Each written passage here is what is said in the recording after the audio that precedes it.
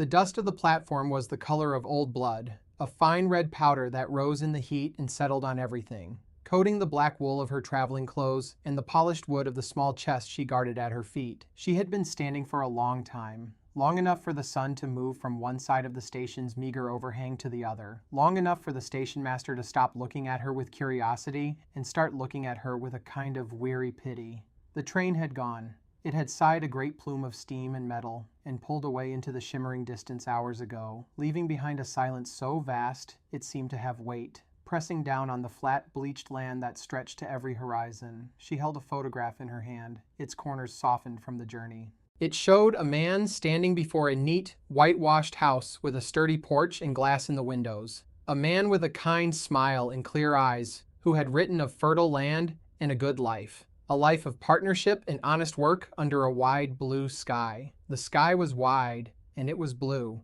but it was a hard, unforgiving blue, and the heat that baked the earth was a physical presence, a thing that stole the breath and promised nothing but thirst. She did not move, because there was nowhere to move to, and because the stillness she had cultivated over an ocean and a continent was the only armor she had left. She was a picture, a small, dark figure of impossible composure, set against an endless backdrop of dust and distance, waiting for a man who was already a liar. Her stillness was a question aimed at the empty landscape, a question that received no answer but the dry whisper of the wind stirring the red dust at her feet. He was late.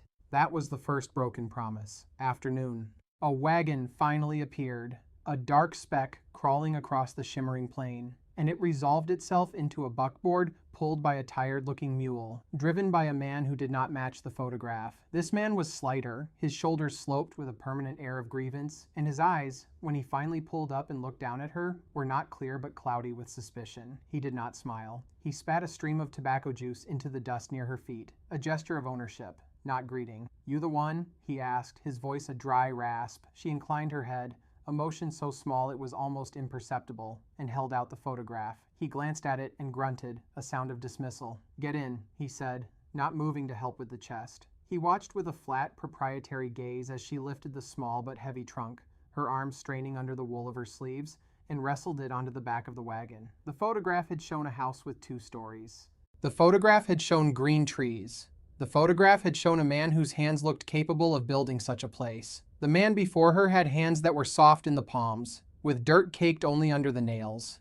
The hands of a man who avoids the heaviest work. She sat on the hard plank of the wagon seat, her back straight, her hands folded in her lap, and did not look at him as he clicked his tongue and slapped the reins, turning the mule back the way he had come. The journey was silent, broken only by the creak of the wagon wheels and the buzz of insects in the parched grass along the ruts. They passed a turnoff, a track leading toward a different property, and for a moment she saw another place, a ranch that looked cared for, with fences that stood straight and true, and cattle grazing on land that seemed less hostile, less defeated. A man was there, working on the fence line, a tall, broad-shouldered figure who paused his work as they passed. He stood silhouetted against the setting sun, his head turning to watch them go by, and in that fleeting moment, she felt a different kind of gaze on her, one that was not assessing her value as a laborer or a possession, but was simply seeing her. Then they were past, and the man and his well-kept land were gone, and there was only the rutted track ahead, leading deeper into the desolation. Elias Thorne,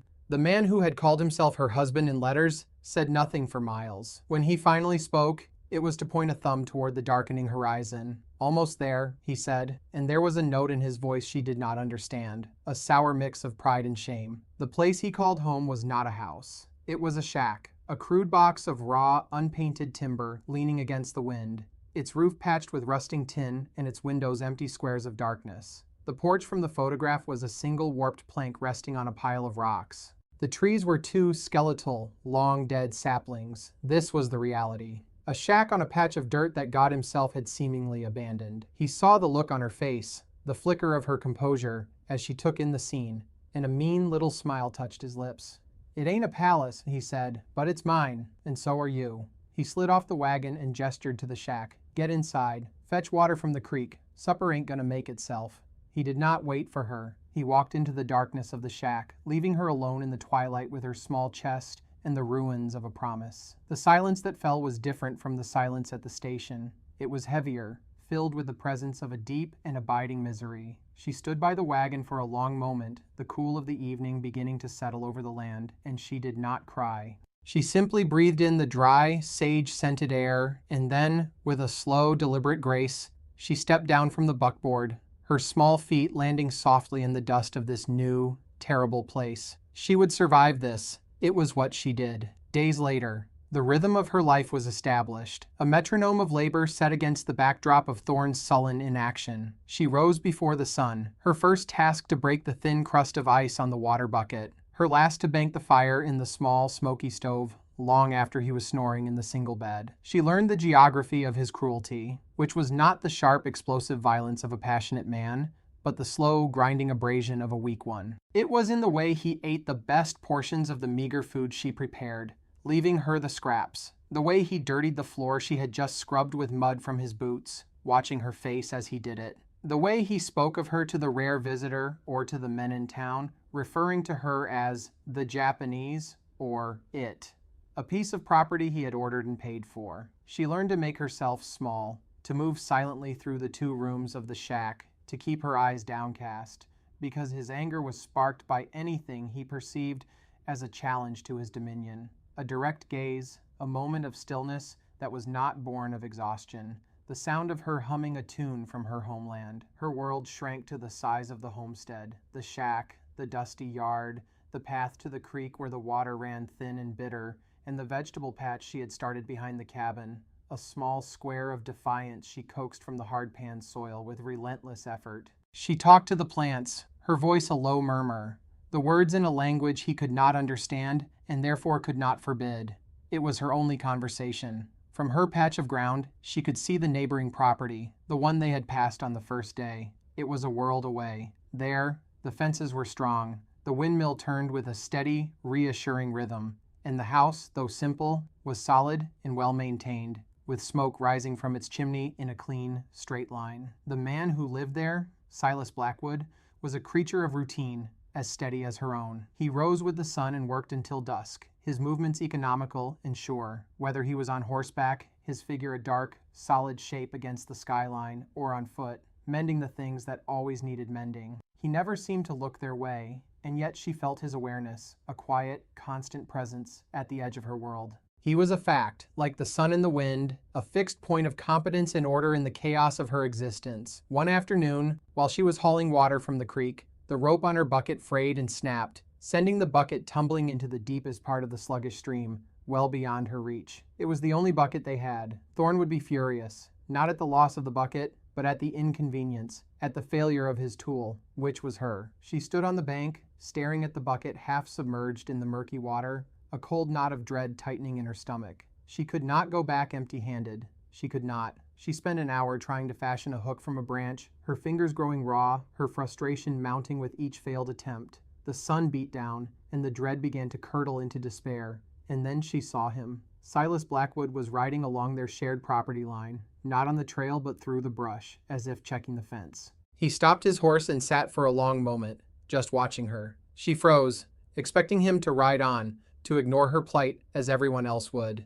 But he dismounted, tied his horse to a scrubby tree, and began walking toward her, his stride long and unhurried. He did not cross the dilapidated fence that marked Thorne's land, but walked along his side of it until he was directly across the creek from her. He was taller up close, his face weathered by sun and wind into a mask of quiet severity, his eyes a pale, startling blue. He looked at her, then at the bucket in the water, and his gaze seemed to take in the whole situation in an instant.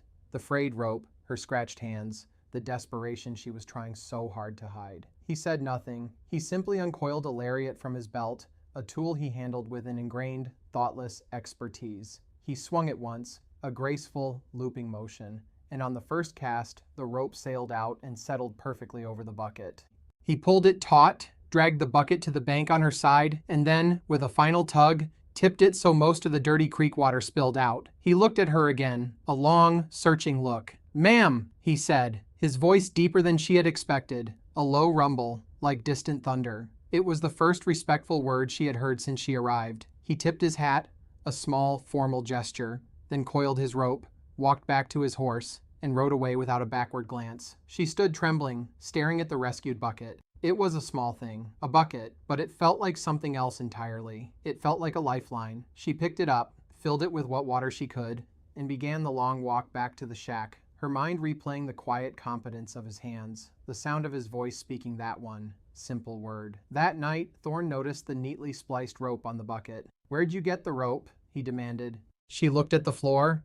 "I found it," she whispered. He squinted at her, his suspicion a palpable thing in the small room. He knew she was lying, but he couldn't prove how. He slapped the table. "You're lucky," he snarled. "Next time you'll go in after it." She said nothing, but as she lay on her thin pallet on the floor that night, listening to the sound of his breathing, she knew it wasn't luck.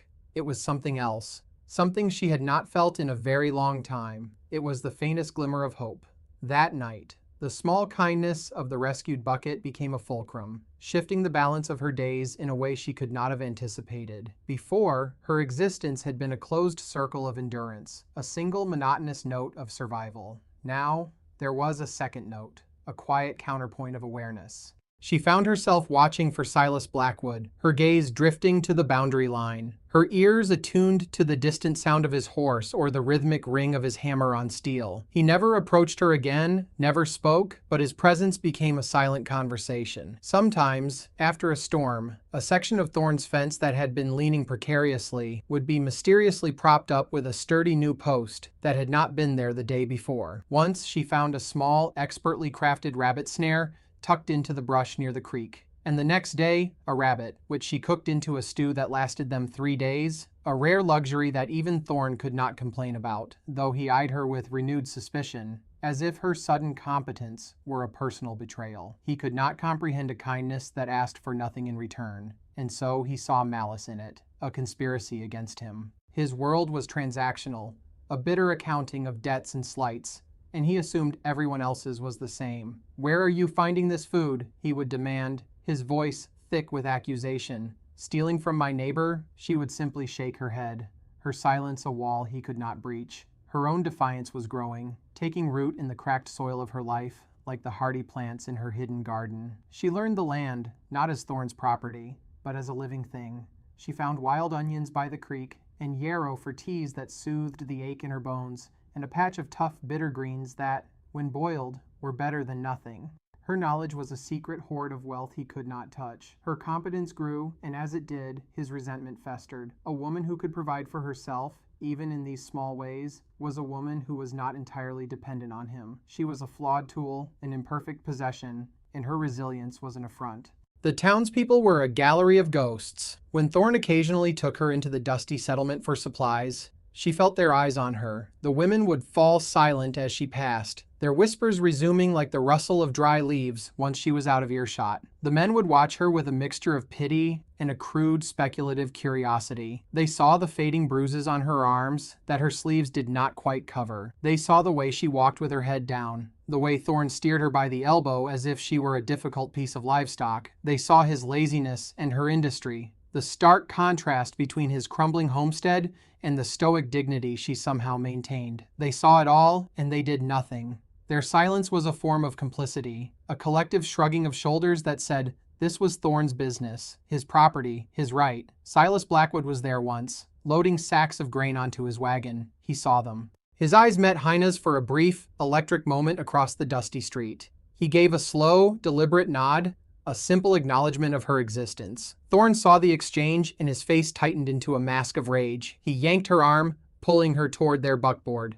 "What was that?" he hissed, his fingers digging into her flesh. "You know him?" "No," she said, her voice steady. "He is the neighbor."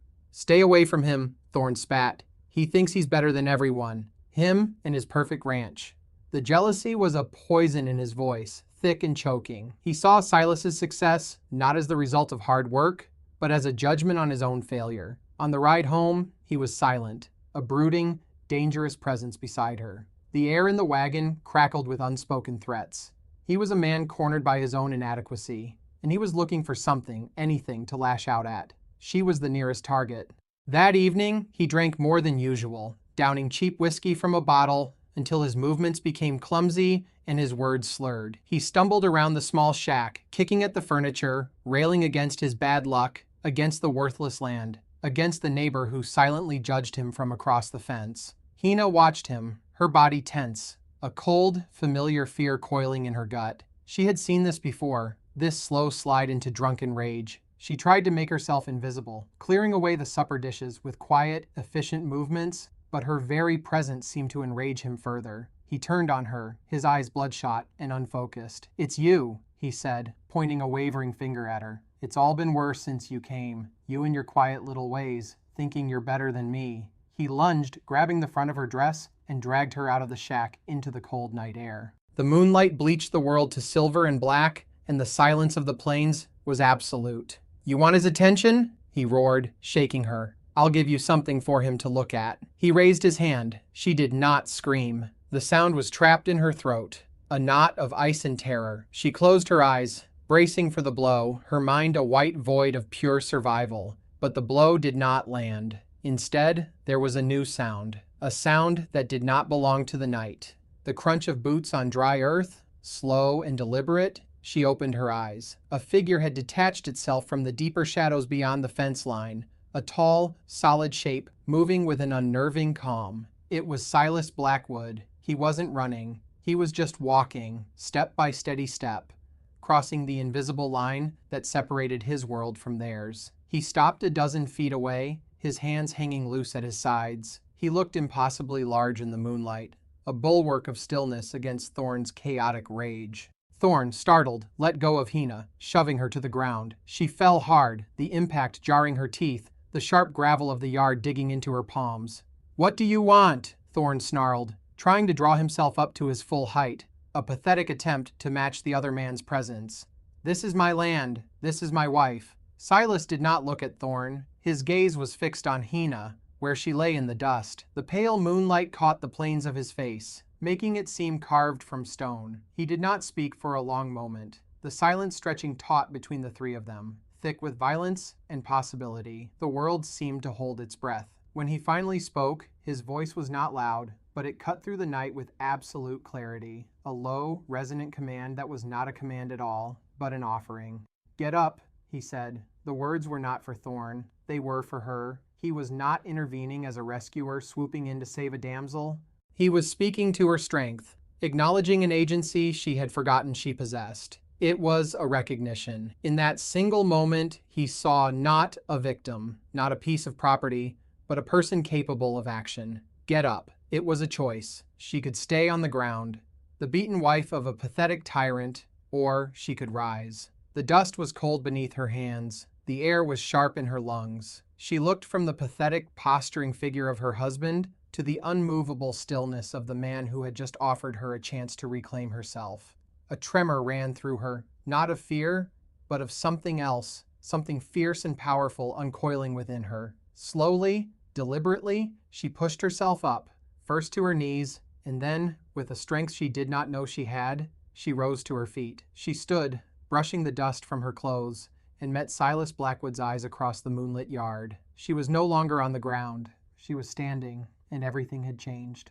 The choice had been made. The sight of her rising, of her silent allegiance with the other man, broke something in Elias Thorne. It was the ultimate humiliation, a final public confirmation of his own impotence. All the resentment, the jealousy, the self-loathing that had been poisoning him for years, erupted in a single, guttural roar of fury. He was no longer thinking, only reacting, a cornered animal striking out. He lunged, not at Hina, but at Silas, the true source of his shame. He charged across the small yard, his fists flailing wildly, a clumsy, telegraphed attack fueled by whiskey and rage. Silas did not move back. He did not raise his hands in a fighter's stance. He simply shifted his weight, a subtle, grounded movement, like a tree settling its roots deeper into the earth. As Thorne came within reach, Silas moved with a speed that was shocking in a man his size. It was not the quick, flashy violence of a brawler, but the efficient, brutal economy of a man accustomed to handling intractable forces, stubborn rock, tangled wire, panicked livestock. He caught Thorne's wrist with one hand,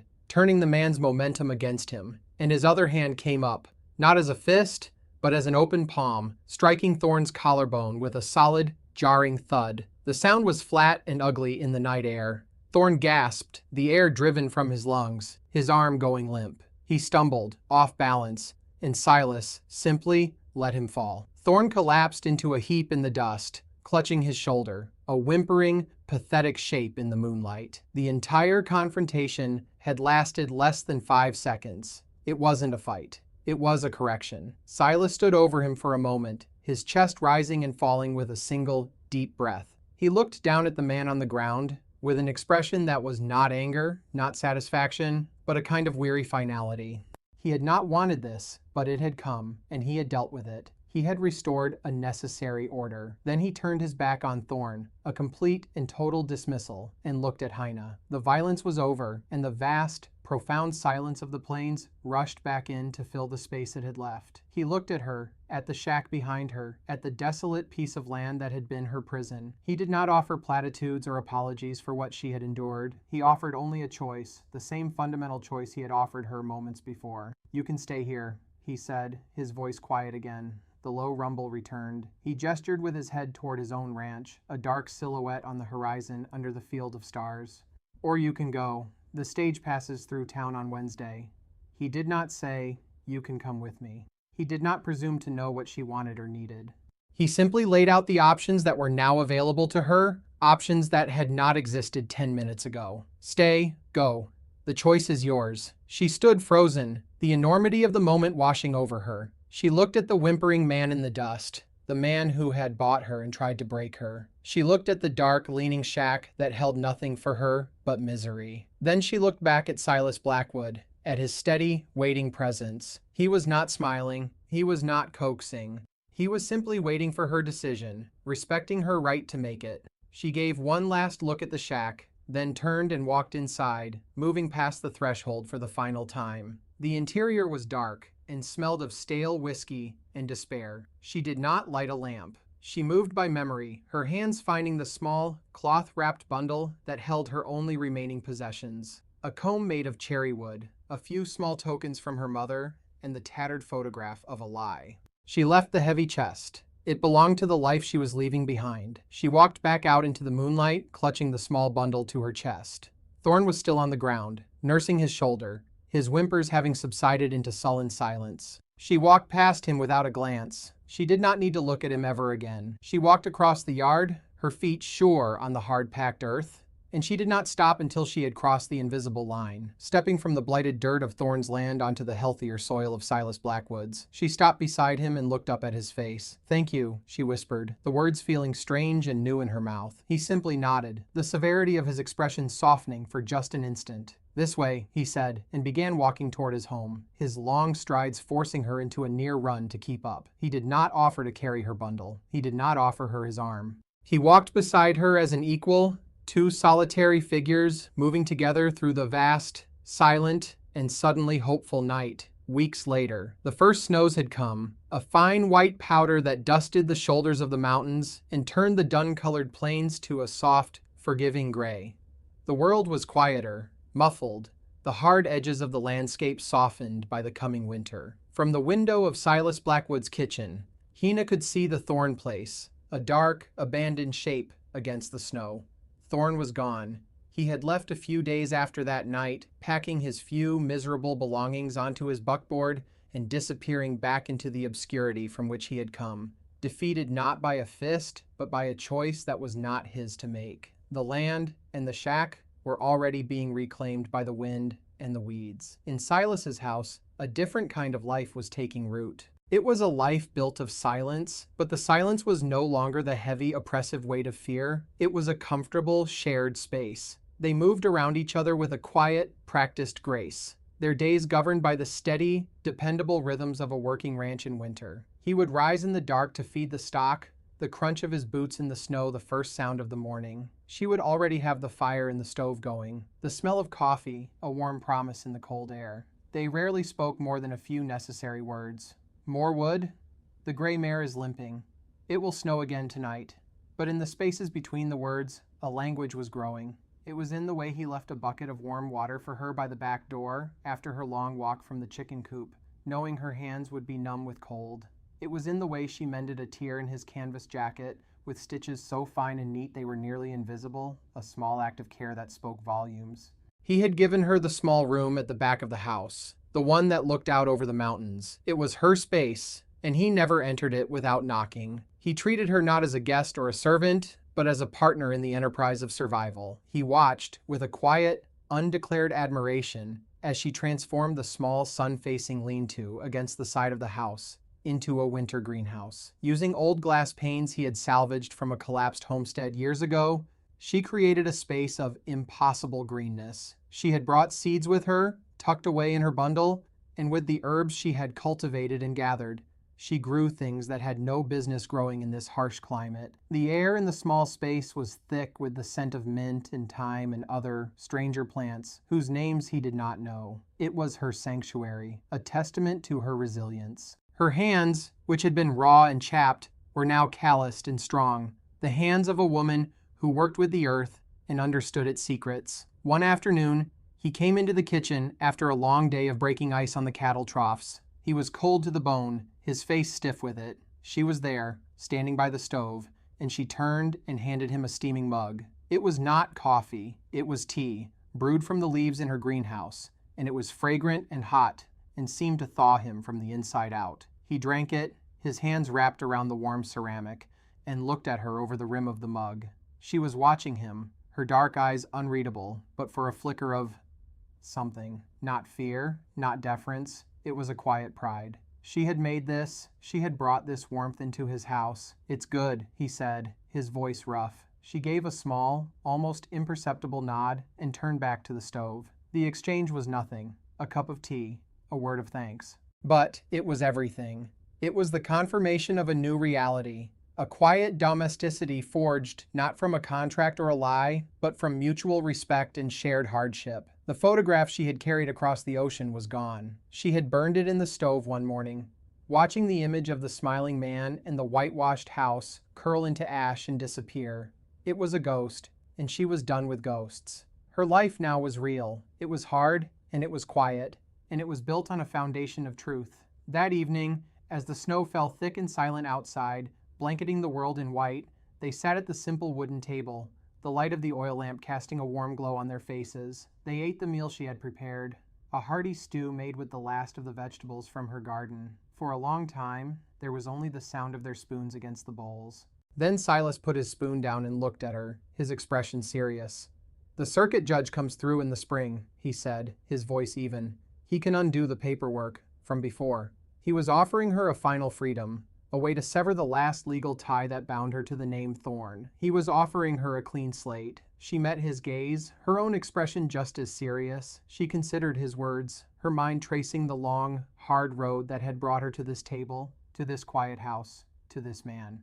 She thought of the dust and the heat, the lies and the cruelty, and the profound, life-altering power of a single choice made in the moonlight. She was no longer the woman who had stepped off the train. She was someone else now, someone forged in this unforgiving land, someone who knew her own worth. "Spring is a long way off," she said, her voice soft but firm.